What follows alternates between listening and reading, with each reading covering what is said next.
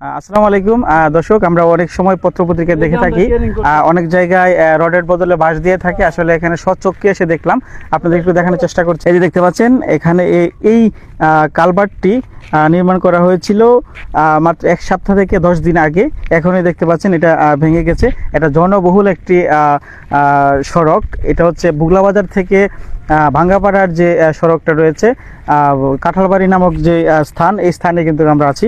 দেখতে পাচ্ছেন এখানে কিন্তু বাঁশ এবং রডের সংমিশ্রণে কিন্তু এই স্ল্যাবটা নির্মাণ করা হয়েছিল। এই জন্য হয়তো আজকে এরকম একটা বেহাল অবস্থা হয়েছে। এবং দেখতে পাচ্ছেন যে মানুষগুলো যাতায়াত করতে কি একটা দুর্ভোগ পোহাতে হচ্ছে, কারণ দুনো দিক দিয়েই কিন্তু মানুষ আসা যাওয়ার জন্য, এটা আগেই বলেছিলাম, জনবহুল একটি রাস্তা।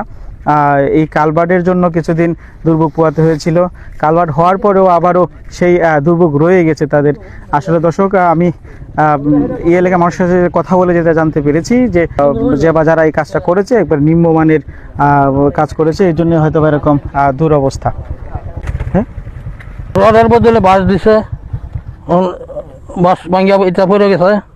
কাজটার মধ্যে রডের ভিতরে বাঁশ দাঁতিছে, বাঁশের কারণে ওই ব্রিজটা ভেঙে গেছে 14 দিন পরে। ওখানে আমরা তো খুব অসুবিধার মধ্যে আছি। ওখানে এটাই আমরা আমনাকরণ করলাম।